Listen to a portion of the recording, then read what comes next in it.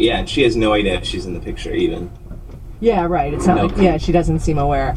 But I have to say, it's a little, it's not a very crisp photo. Like, I'm sort of surprised you would recognize her right away. Well, yeah, there's not a lot of. It's my grandma. I don't know. It's like. I was like.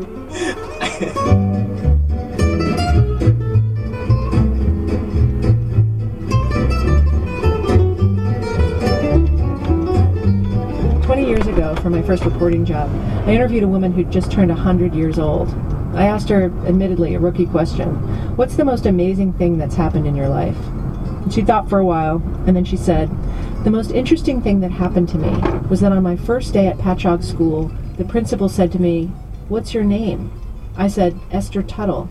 And he said, I have a friend in Shelter Island by that name. I was 12, she said, and that, to me, was remarkable.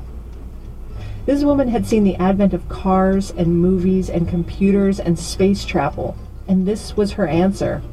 At the time, I thought it was lame, that maybe Esther was losing it a little. But since I started hearing all these coincidence stories the last couple of weeks, I've reconsidered. Coincidences feel so rare, and that sticks with you, even when the coincidence is barely a coincidence at all. An academic study of people's reactions to coincidence stories from the early 1980s found that we have an egocentric bias toward our own coincidences, that people find stories that happen to them far more surprising than the same stories happening to other people. Case in point. My name is Juliana Bontrager, and I'm 16 years old. Juliana, she's got a problem with her grandmother.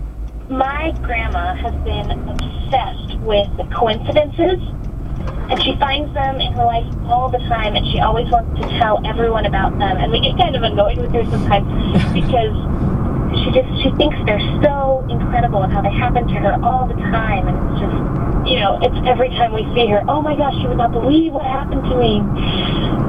And they're always, I was at the hospital with, she lives with her cousin, so she takes her cousin to the doctor's office quite a bit for appointments and stuff, and she'll be sitting in the waiting room, and then, they'll drive to go get lunch after that, and they'll see the people they were waiting in the waiting room with at the restaurant. Mm-hmm. And I've always, I always thought that was funny, because it's like, yeah, that's a coincidence, but, maybe they're just going to get lunch too. Like, it's not that big of a deal.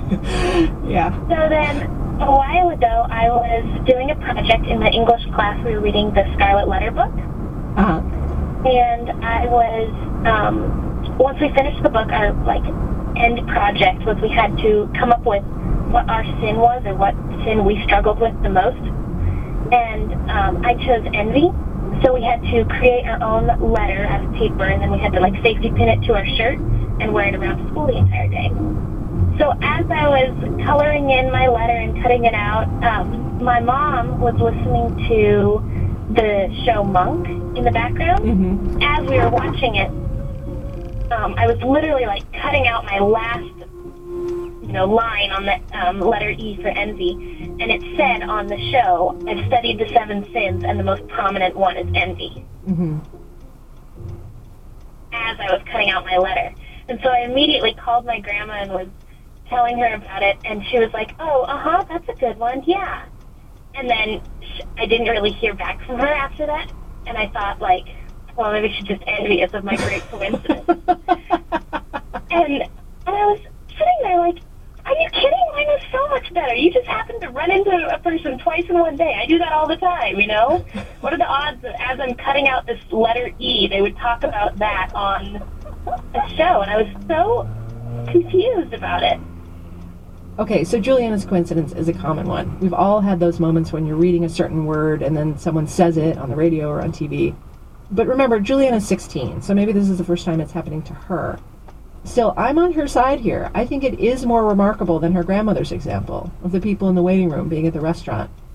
Do you have a phone where you can dial up your grandma right now? I can try. Try it. Okay, 1 second. So Juliana conferenced her grandmother in so we could settle this. I'm here. Elaine Olson. Elaine Olson, nice to meet you. Nice to meet you, dear. I laid out my